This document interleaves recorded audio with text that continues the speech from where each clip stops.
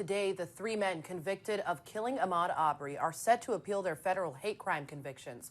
You might remember, Arbery was a young black man going for a run in a Brunswick, Georgia neighborhood when he was gunned down back in 2020. This happened shortly after George Floyd. The three white men were found guilty of targeting Arbery because of the color of his skin. And today, family and community members are rallying outside of that Atlanta courtroom where the appeal hearing is happening. And joining me now to discuss this rally is legal analyst and the NAACP of Georgia and City of Atlanta President Gerald Griggs. Gerald, thanks so much for joining us this morning. Thank you for having me this morning.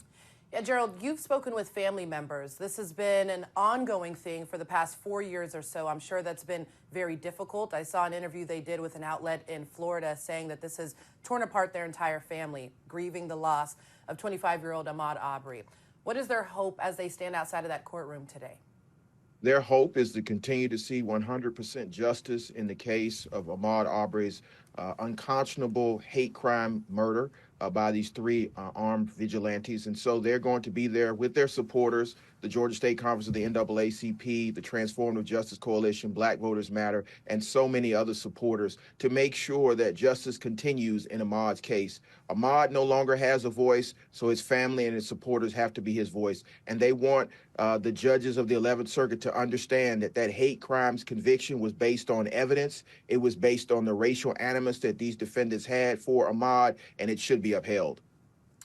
Yeah, we know that his killing was caught on camera. It's something that's made so many people across America super emotional. Let's talk about what's at stake here. If the three men are able to convince a courtroom that their federal hate crime convictions should be removed, would they be granted less time? Would it be significant? Talk to us a little bit about that.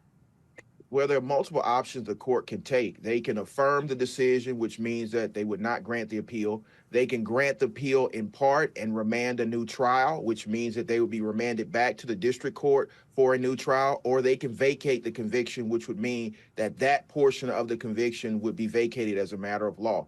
Now, the three defendants still have the state murder case conviction that they're serving a life sentence, so it would not mean that they would be released. And so the family just wants to make sure that that hate crimes conviction stands and that they serve every single day of not only the state crime conviction, but the federal hate crime conviction. All right, so after today's hearing, what comes next? For those of us who don't understand the legal system, what comes next after this?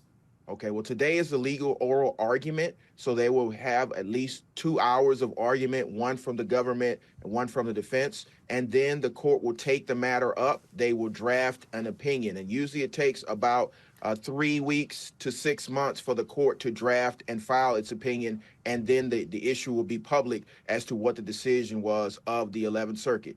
If the defendants are unsuccessful, they can appeal up to the Supreme Court. If they are successful and a new trial is remanded or the convictions are vacated, then the government can appeal up to the Supreme Court. So this is the first layer of appeals. I'm sure that whichever way it goes, it will be appealed to the Supreme Court. But I believe there's strong precedent for the court to reject the appeal as well as the Supreme Court to reject certiorari for the appeal at that level.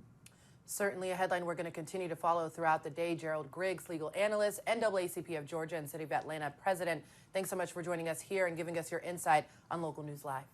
Thank you for having me.